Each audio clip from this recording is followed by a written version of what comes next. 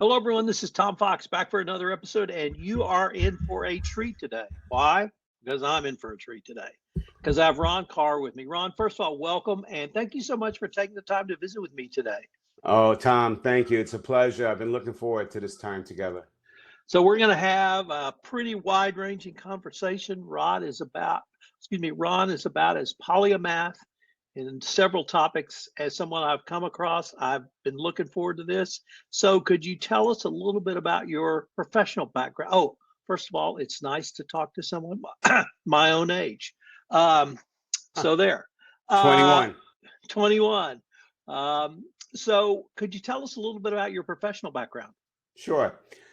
So I graduated college in 1978 and couldn't get a sales job to save my life because I had no experience. So I had to settle on a retail position, H.L. Green as the assistant store manager. I learned some retail for a couple of years and then got a sales job and started selling copiers. And that was my school of hard knocks. Did well, learned what really sales was all about, not what they taught you. And then stayed in the computer industry for the next 10 years. And then after that, went into my own consulting, speaking, and coaching business that's been going on for the last 33 years. So you have written a book called The Velocity Mindset. Actually, turn your vision into reality with a velocity mindset. And you start off by posing the question, which I thought was brilliant, which is why should you have a board meeting with yourself? Right. Tell us about that. So, it all goes back to, if things are not going the way you want to, why do you keep doing the same thing over and over? The rule of insanity. So my first job was selling copiers. Now, I was seduced into that job because it was the first plain bond copier they had. So they were telling me, look how sexy it is. It doesn't mess your clothes up. It prints clear pictures. I said, great. How fast is it? 15 copies a minute. Collate? Not yet. Duplicate? Not yet. All it does is 15 copies a minute, even though it's perfect. Yes. I got seduced. I decided I'd go sell it. I couldn't. Every time I walked in a door, the first thing the office manager would ask me is, how does it compare to the big Xerox machine on the third floor? Does it duplicate? Not yet. Does it collate? Not yet. But when it does, come back. Well, after the door hitting me in the rear end quite a few times in the first 2 months and not selling a dime, I decided to have the board meeting. Who is the board meeting in New Jersey? It's you, yourself, and I. Me, myself, and I. And where do we go? We go to a diner. So we sat down in the diner, the three of us, and I'm asking myself the question. I said, what's going on? And I said, well, you're trying to have this conversation and no one's buying it. I said, so what are you selling? You selling a copier? And I thought about it and I said, not really. I'm really selling a communication vehicle. And I said, why don't we just start talking about that? So on my next call, Tom, I went in, an office manager said, what's up? And I said, would you agree with me that a copier is nothing more than a communication vehicle? She goes, absolutely. I said, when it comes to that, what are your three biggest challenges? Tom, it was like I was a therapist and she was laying on my couch. Can we talk? And she starts going into how for Sally or Bob on the first floor to make one single copy, they got to walk all the way to the staircase, but that's after they chit chat with everybody along the way. They go upstairs to the third floor. Then they have to wait online behind all these big behemoth jobs to make one copy. By the time they come back and chit chat again, I said, how long is that excursion? She goes, try 2 hours. And I said, how often does it happen? She goes, try the equivalent of 2 full-time employees. Mm. And I looked at her and I said, how would you like them back? And she goes, how are you going to get them back for me? And I said, look, I'm not here to compete against that machine on the third floor. It's a great machine. I'm here to fill in your gaps.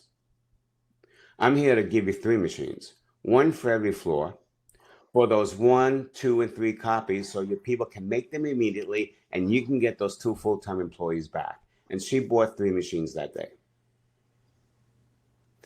So the board meeting is real simple. It's really,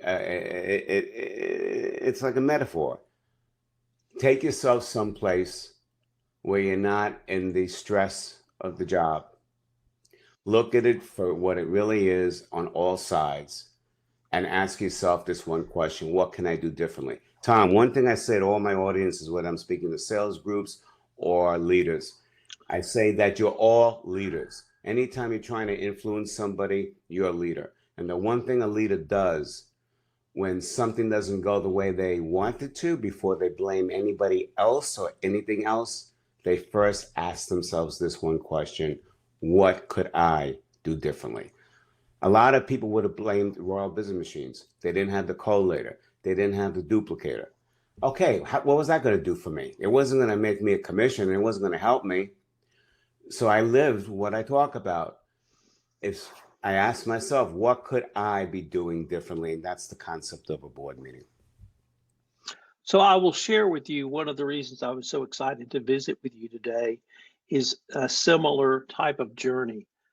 Many of my audience are corporate compliance professionals, and they think, well, I have this or that policy, I communicate this way, but I don't have any customers. Well, guess what? Their customers are employees. Right. And if you can make the mindset shift to what does the customer want instead of what does my employee want, then it opens up an entire new world. And you really illustrated that perfectly with your example of having a board meeting with yourself. So what is the art of the pause and how do you practice it? Well, the board meeting is an art and a pause. It's basically pausing yourself and something's not going right. You see, the whole, let's talk about velocity for a second, because I think that really has to come into play here. What is velocity? And when you think of the word velocity, Tom, what's the first word that comes to your mind? Speed. Yep, that's what everybody does. Speed, motion, movement. But if that's all you think about velocity, then you don't have velocity. In many cases, you'll have burnout. How many times do we go rifling through our to-do lists and we get through all the things at the end of the day, but we're exhausted, and then we're disappointed because we never moved the needle forward? The problem today is everybody's so worried about their to-do list and they're not worried about purpose. Purpose, what you're trying to achieve, is what drives your actions. So I was invited to speak to the Protocol Association, which is also about compliance. And they were talking about how do we get people or these big dignitaries to follow the protocols. And I said, well, the problem is you're just communicating a set of protocols without any context to what's important to that person. In influence, there's two parts to the human body you got to think about: the heart and the mind. The mind is when we compare things to see if we're making a right decision. The heart is where we get emotionally connected. Most people start with the mind first to see if there's a need. But people are not listening if you go there first. They'll only listen to you if you create the emotional connection first. Then when you give them the information, they're listening to you now. That's what I did with the copier situation. I went in and I found out where was she trying to go and what was her biggest issue with this, and it was wasting too much time. And then I presented it not about how crisp the copies were, not about how it was a brand new machine. I only talked about it in context, how she was going to get back those 2 full-time employees. So whether it's compliance or anything, people are going to do what they do based on what they think is going to help them or help them avoid pain. And if you don't have a story that can link how your compliance issue is going to make their jobs easier, or is going to help them save time, or whatever it is, they're probably not going to be paying too much attention to you. Ron, you mentioned influence, and in many ways, that's all a compliance professional has, is the ability to influence. How do you see the neuroscience of influence, and why is it so critical to your thoughts? I stumbled on that, Tom. I was doing a project for a well-known financial services company, and it was around 2000, well, early 2000s. And this company was written up in Harvard Business Review. They knew their market. They knew who their best client was. It was the conservative investor. Why? Because their offices were one-person offices. So they needed a conservative investor to come in, do a strategy with the advisor, but then leave the advisor alone for a quarter, come back in a quarter. Don't do day trading because the advisor wouldn't have time to do all those transactions. So they knew who the market was. And then they also knew the numbers. They knew it took them 5 calls to close a new investor. So they brought me in and they said, can you help us, reduce that sales cycle? So when I went on and they would cold call because the market was retirees. So I flew to Chicago and we're cold calling outside Chicago. The investor, the advisor was in the business 4 years, comes in, elderly couple, very nice, Midwestern. They open the door. He spends 12 minutes building the social relationship about the Chicago Bears loss, about the kids' pictures, the grandkids, all these things. And I can see their eyes wandering like, what are you here for? Even though they wouldn't say it. So at the end, then he makes the biggest rookie mistake and he goes, so, when it comes to stocks and bonds, what are you doing? And why would you ask that? They probably have an advisor ready. I teach people, don't compete, create. So I took him out after we were done and we didn't get anywhere in that call. And I said, look, cut the chit chat to 1 minute and then ask this one question. I know you probably got a financial advisor. That's not why I'm here. The question I have to ask you is, when it comes to your future, what are the 3 things you need your money to provide for you? When he asked that question on the next call, I noticed that, I'm going to ask you this question, Tom. And I don't know if you're going to have video with your podcast, but just pretend there's 2,000 people looking at you now, or 200,000. I'm sorry, you have a big audience. So Tom, here we go, okay? What are the 3 things you need your money to provide for you in the future? My wife, my wife, my wife. Stop. Your eyes just went to the left. There was a change in your brain chemistry at that time. You were no longer thinking about whether or not I'm trying to sell you something. You immediately went into your life thinking about what was important. Is that fair? Yes. And when you did that, what changed inside of you? I thought about the person I was referring to and how much I love her. Okay. And you were no longer thinking that I was trying to sell you anything.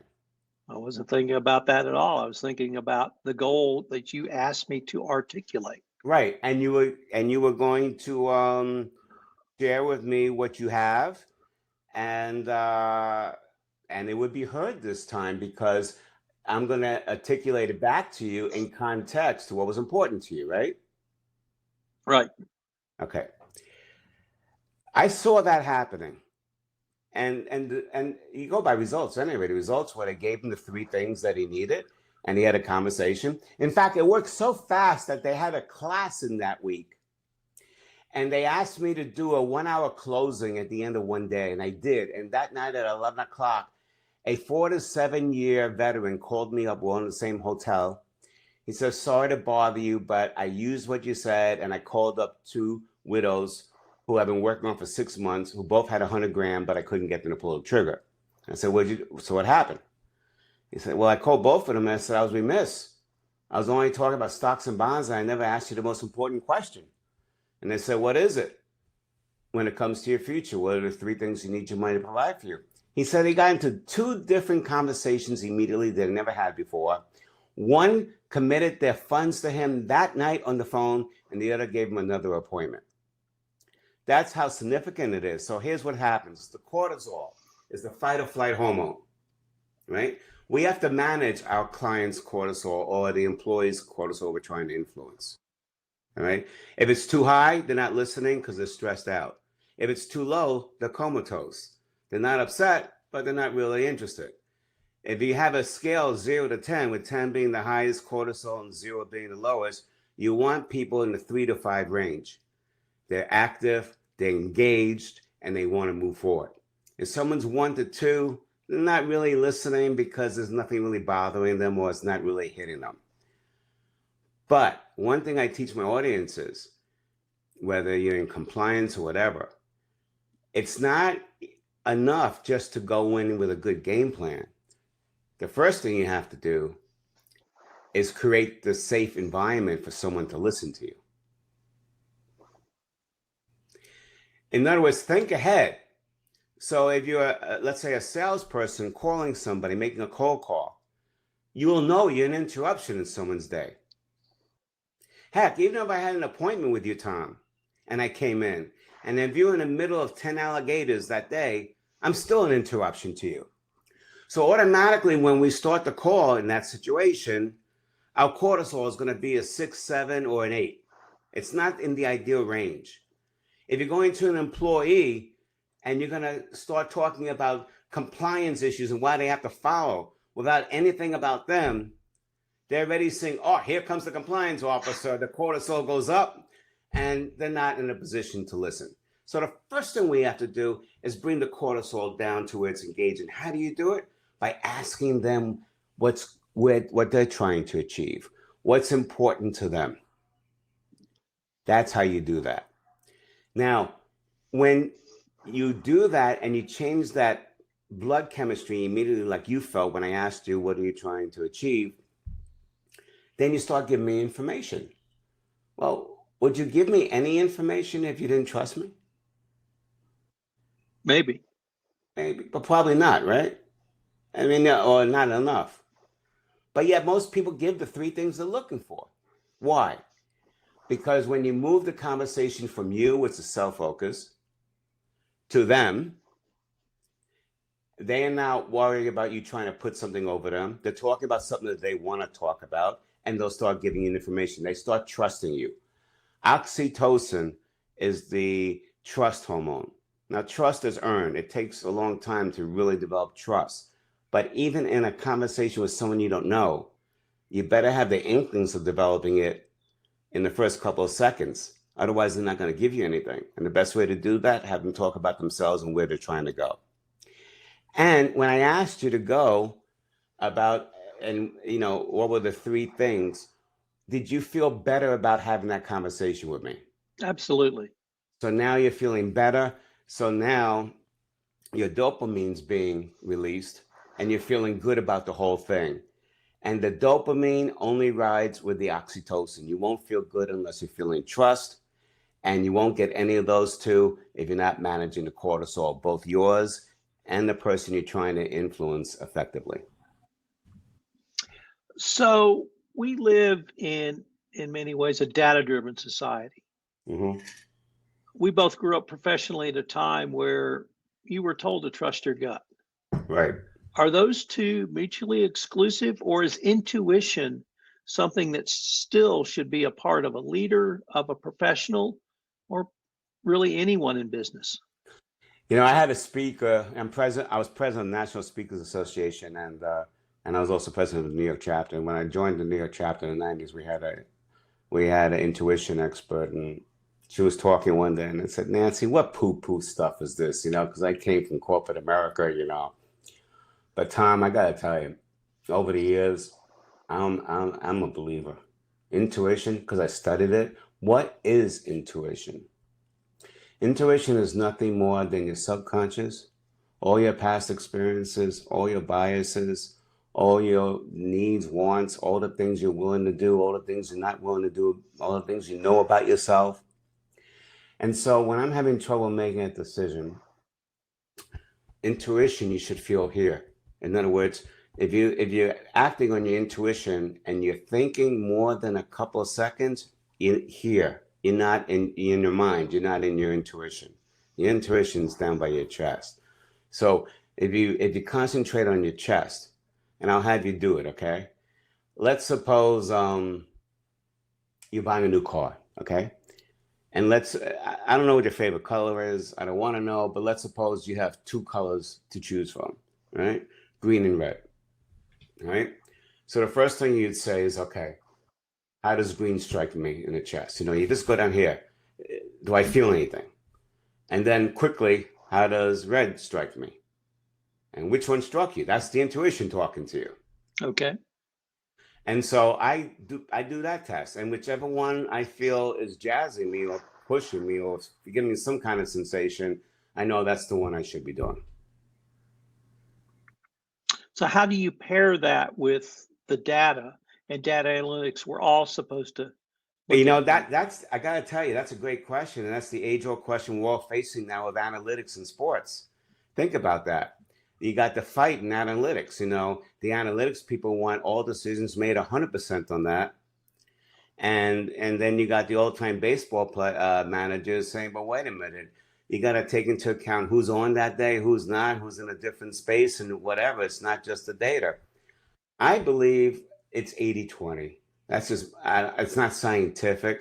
I believe there is a lot of value in data, but that by itself is not going to swing it. I think the 20% difference is you also assessing the current situation, the current mindset, the current energy of the individual, the current situation, the strengths of the skill sets, and you'll figure it out. But yeah, it's not just data. There was a movie called A Beautiful Mind, if you remember it, about a guy, the professor at Princeton, who I forgot his name, but he got a Nobel Prize for math, and he had a great line. It was something along the lines like when he said, "Math will solve 80% of the problems." That's the analytics. You know, the data will tell you all you need to know. But what I'm saying is it's not just data. When you bring human beings involved, you got to bring the emotional needs involved. And if you're not addressing those and helping them get to where they want to be, no matter what the data says, there's a good shot they're not going to do it.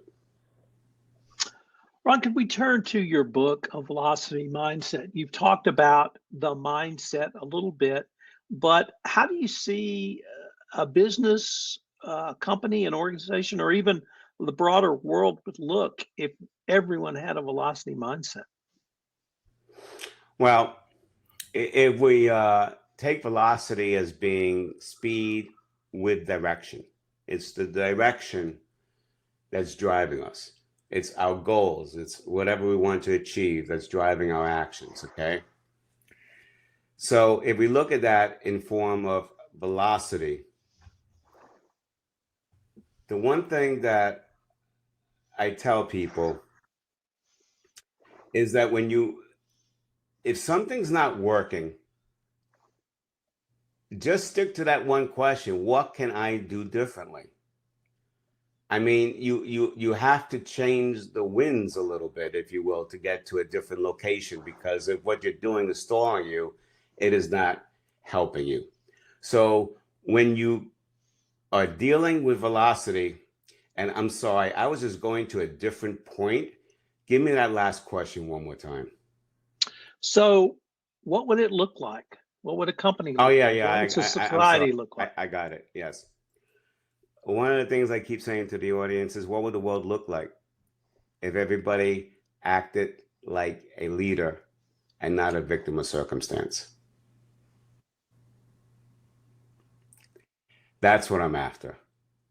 And what I'm after is before anybody starts blaming anybody else or anything else, what could I do differently next time? If we are all asking ourselves that question on everything we're doing, wouldn't the world be a better place?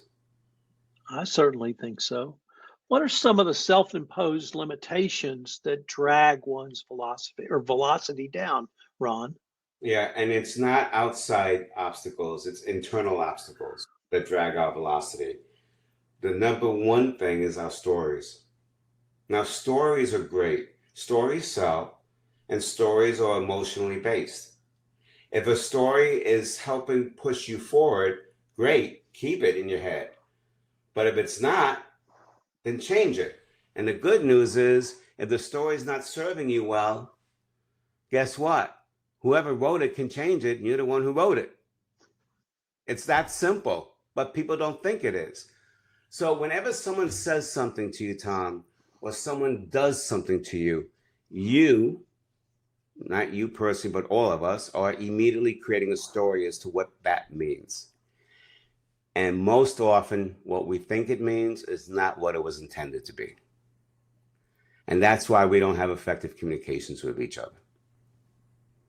So the question you have to ask yourself is, like, for example, a common thing is, person's not calling me back. We're all creating a story. They're not interested. Oh, why wouldn't they call me back? I call them back. Don't they? Why are they making me wait? And then these are all stories. How is that helping you? And is it moving you forward? The answer is probably not, because it's making you angry or it's making you fearful or whatever. And it's not allowing you, if the person's not calling, to maybe make a phone call and say, hey, I understand that, I haven't heard from you. Just need to know if you have any more questions, or, you just need more time. But you're not going to make that call like that and sound confident, because the stories or the fear of loss or whatever you're going through is preventing you from doing that. You have to monitor the self stories. And like I said, if it's pushing you, great. But if it's not, rewrite it. So how does the art of the pause help someone increase their velocity? Because that's the tool to rewrite your story, like I did with the copier. I had that board meeting with myself. I got myself out of the way of fire. I wasn't in the office. I was having a nice calming conversation, not blaming myself. And I said, okay, maybe I got to change the conversation on the outcomes. Maybe I'm not selling a copier. Let's try communication. Maybe I'll have more to talk about then. And I tried it. You never know if it's going to work. You try things. We fail, Tom, more often than we succeed in life.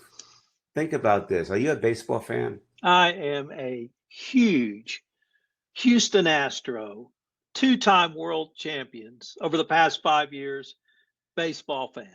Okay, I'm a huge 26-time world champion New York Yankees. No, okay, I'm a Yankee fan.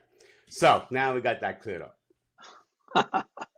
If anybody on the Astros or the Yankees is batting 300, how much are they making? What's the size of their contract? Depends on how long they've been in the league. Let's say it's their lifetime average, and they've been in the league 5 years. Oh, they're making 30 million. 30? No. 30. A year. A year, right. So it's usually 5 years, like 150 million, right? Right. All right. Think about what they got paid for. To bat 300, which means out of every 10 at bats, you can strike out miserably 7 times, get 3 singles or a home run, and make multi-millions of dollars. We don't get penalized for what we lose. We get rewarded for what we gain.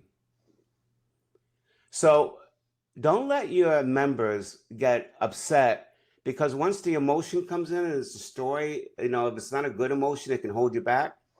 Don't let them get upset because someone didn't follow a protocol or a directive on a compliance. Just let them go back and attack it from a different position and just say, hey, what's important to you? What are you trying to solve and what you're trying to do? And then see if there's a way to link the compliance issue with what they're trying to do. And they'll go a lot further. So where or how does velocity relate to 2 current workplace issues? Number 1, working from home or a hybrid work. But the other thing is, you and I are part of the baby boomer generation. We're part of one of 5 different generations in the workplace. How does velocity work on those 2 topics? The work from home, hybrid work, not in the office everyday environment, and the 5 different generations in the workplace. Okay. The hybrid from home is forcing people to do what I've been preaching for the last 30 years to managers. Don't micromanage tasks. Manage the results. Usually what happens, especially in sales, a top performing person gets into a manager's role and they force everybody to do it the way they did because it worked that way. Well, first of all, there's different personalities. Not everything works the same way for everybody else. And also not everybody's interested in the same way. So it's not about them doing the task the way you did it. It's you managing the results. And if the results are not the way that they need to be, ask the person to start thinking about how they think about it, what could they think differently, and what can they do differently. If you keep telling them and you don't have them think it out, they'll never think it out on their own, and they're always going to be dependent on you for success. All right? So manage the results not the task, especially in a hybrid. What was the second one again? You actually may have answered it. And it's the following. We now have the Oh, the different generations. yeah, Yes. 5 different Um, generations. Does yeah, that same answer work? it Manage the does, but result. you have to modify it a little bit. Um, I am 67. I like to talk to people and see them. All right. The young generation today, the 22-year-olds, they don't even want to talk to you. They don't want to see you. They want to text. And the struggle I have is how do you get it? How do you have a conversation back and forth in a text? Where you can get your points across. But you learn because if that's the only way they're going to communicate. Now, it's not the same for everybody. We can't make it black and white. Every 20-year-old only texts. That's not true. Okay. Everybody's got their own different ways. But if you're communicating in a certain way to somebody and it's not working, try it a different way. Like I got a guy who's a baby boomer. I tried calling him a couple of times. We're good friends. He hasn't responded. I sent him a message on Facebook and he responded in a second. So find out where your clientele or the employees hang out, how they usually communicate. And if you got something important to communicate with them, communicate it in that fashion. It's like my daughter is 27, and I said, "Honey, why don't you ever call me?" She said, "Dad, what's a phone?" It's like, you want to get me, text me, and it's the exact same thing. Yeah, I have a 29-year-old. It's the same thing. Ron, unfortunately, we are near the end of our time for this show. But before we leave, I wanted to ask you about your experience with the National Speakers Association and your presidency, and why you think it's such a great organization. Well, I can honestly say that every success that I've had in the speaking consulting business came from NSA because of the great ideas that I've learned from my colleagues, best practices, and just the fellowship, because you're in this business for the most part alone, unless you have some staff. And it's easy to get into a myopic viewpoint. And I think, if you're a member of NSA for a while, the sessions are amazing, but now for me, most of my value comes in the hallway conversations with my peers, like if you and I meet each other and we're talking. So it's an amazing, it's like, when I was in corporate America, I used it like my national sales meeting, to go and get revved up, but also to learn best practices and learn how to slay the dragon a little better. So, remember one thing in terms of velocity. You can only go so far and so fast through the efforts of yourself, but you can go a heck of a lot farther and faster through the efforts of others. Networking and leveraging is what it's about, and that's what NSA does a great job in offering. Ron, before we leave, if our listeners wanted any more information on the Velocity Mindset, your consulting services, or to connect with you, what would be the best place for them to buy the book and the best ways to connect with you and or your consulting practice? Sure, they can look up Amazon, The Velocity Mindset. We have 92 reviews already on the book. And if my website is Ron Karr, that's RONKARR.com. And if they want to give me a buzz directly, they can reach me at 201-914-3895. I just gave you my cell phone number. Ron, I wanted to thank you again. This has been great fun. I hope we can continue this conversation. Thank you.